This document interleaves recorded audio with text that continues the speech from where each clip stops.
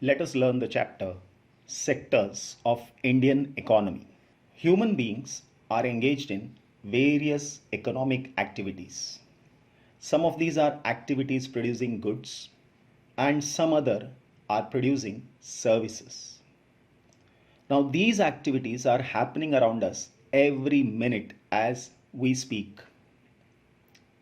Now how do we understand these activities? We can understand them by classification. We can classify these activities on the basis of nature of activity, and on the basis of nature of activity it can be primary sector, secondary sector and tertiary sector. Then on the nature of employment.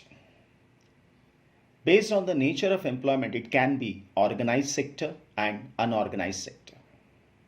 Then it is nature of ownership, and on the basis of ownership it can be public sector and private sector.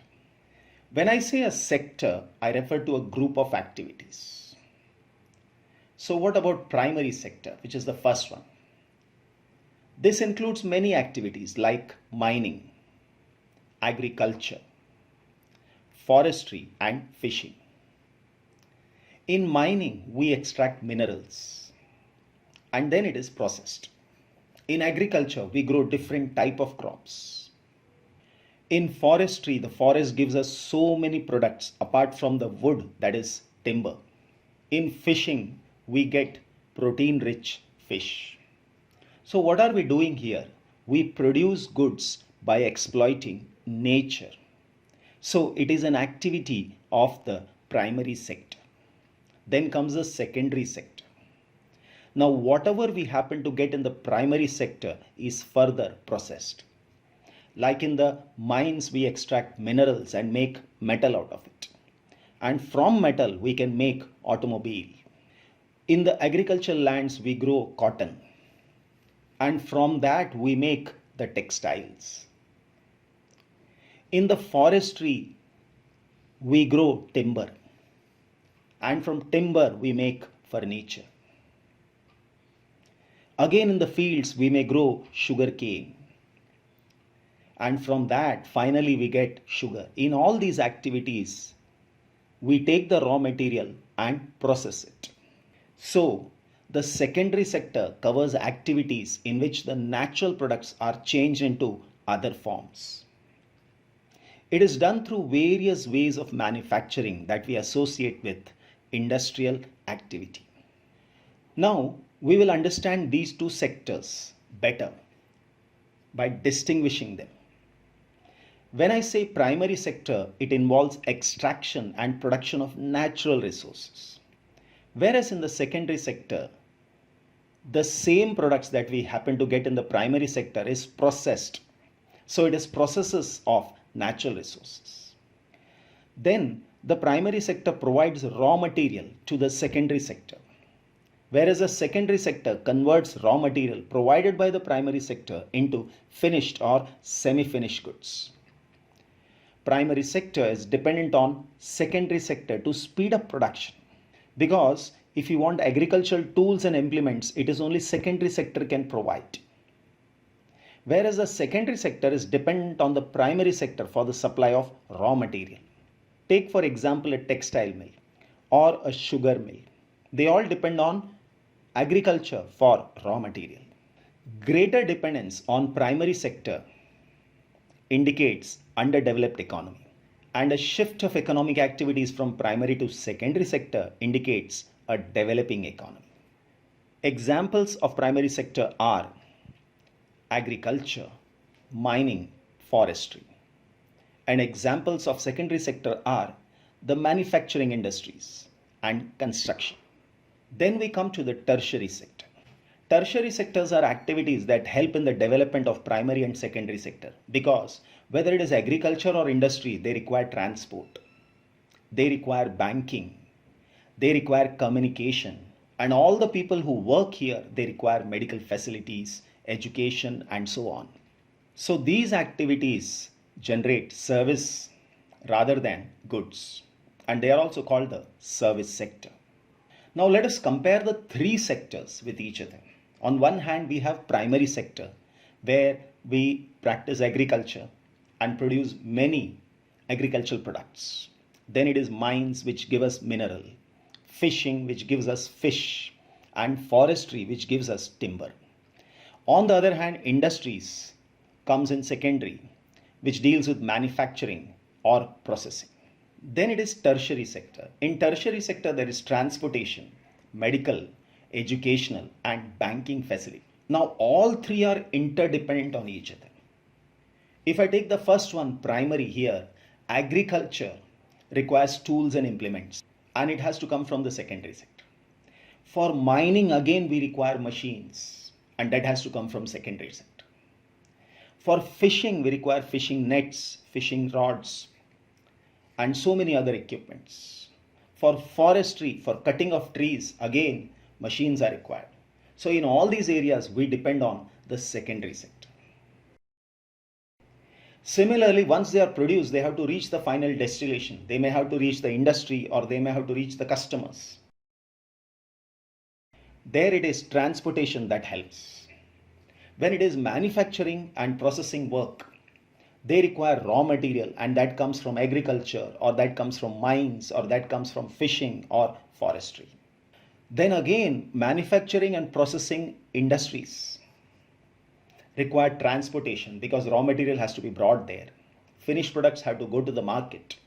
People have to come there to work. Then the people require medical facilities, educational as well as banking. So we understand all three sectors are interdependent. Now the various production activities in primary, secondary and tertiary sector produce a very large number of goods and services. And also the three sectors have a large number of people working in them to produce these goods and services. So our next step is to see how much goods and services are produced and how many people are working in each sector. Now in an economy, there could be one or more sectors which are dominant in terms of total production and employment, while other sectors are relatively small in size. So to understand how much goods and services are produced, we need to understand GDP. Now we have seen that economic activities are made up of primary, secondary and tertiary sector. When we find the total money value of all the goods and services from all the three sectors, it is known as GDP. So what is GDP and how do we count the various goods and services? GDP is a monetary measure of the market value of all final goods and services produced in a period. It is a sum of primary, secondary and tertiary sectors. That is what is GDP. Now economists suggest that values of goods and services should be used rather than adding up the actual numbers. And not every good and service that is produced and sold needs to be counted. Only the final goods and services should be included. Let's understand this. Supposing our country is producing coconuts, and this is just an example. We have 5,000 coconuts and they are produced and sold at 10 rupees each. What will be the total money value? It is going to be 50,000. Similarly, we have wheat and it is 10,000 kgs sold at a price of 8 rupees per kg. The value of wheat will be 80,000 rupees.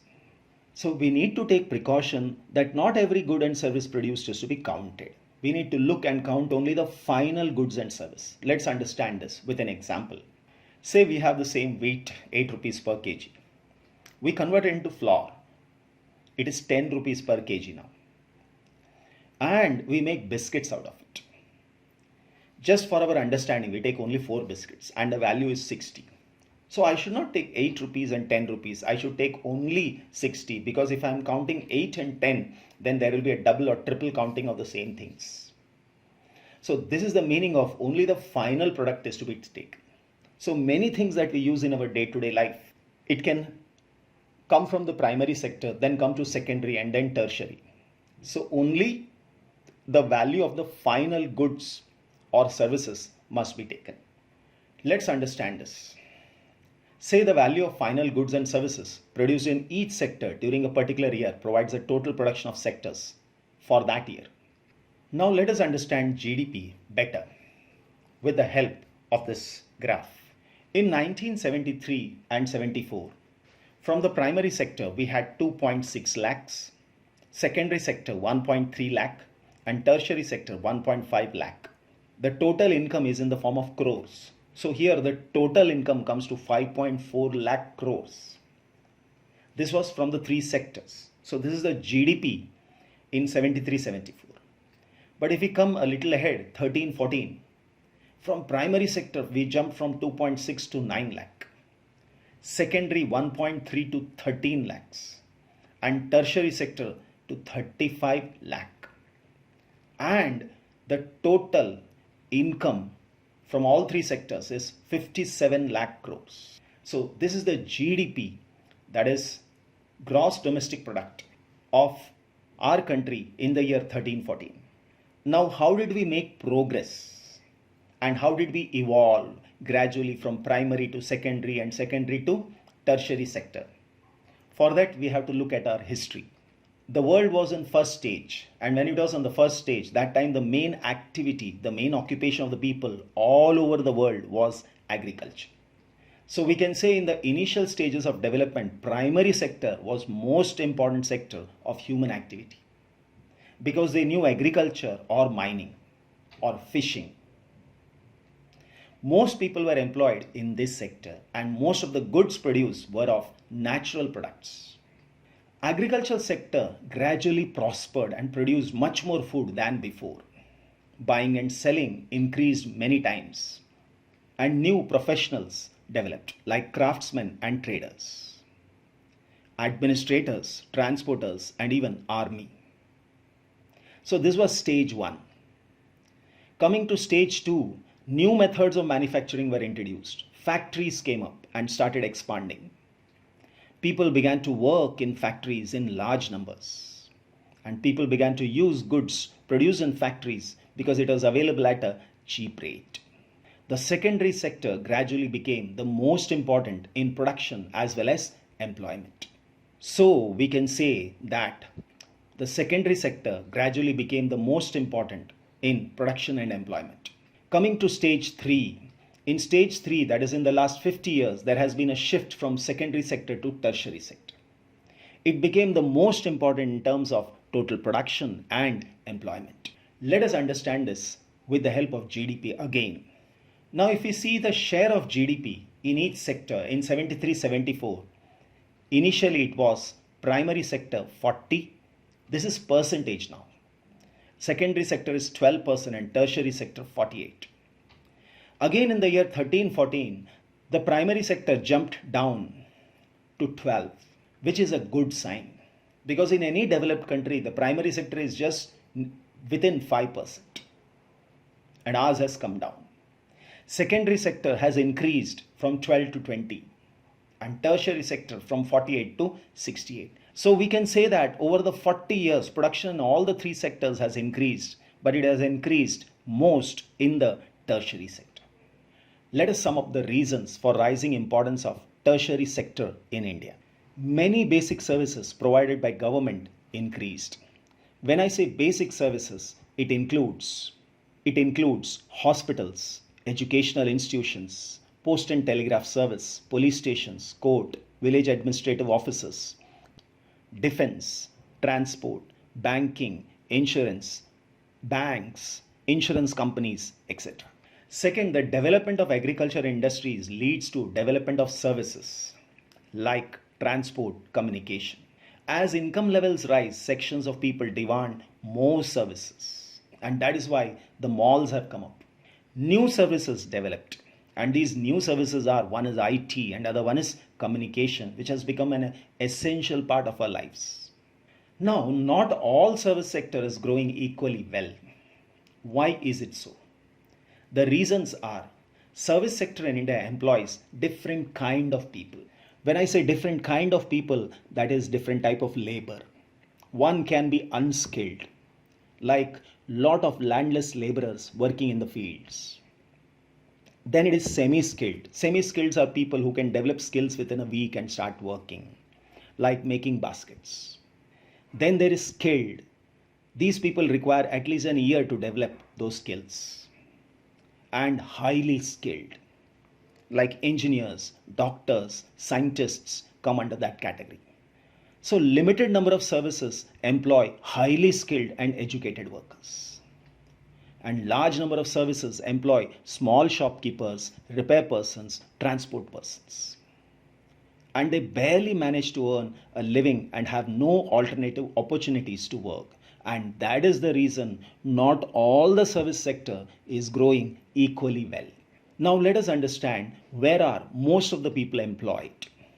When we see employment in the year 7071, the primary sector had accommodated 74% of the employed people. Secondary it was 11 and tertiary 15. But in the year 1112, it has changed and the primary has come down to 49, which is good. Secondary is 24 and tertiary is 27.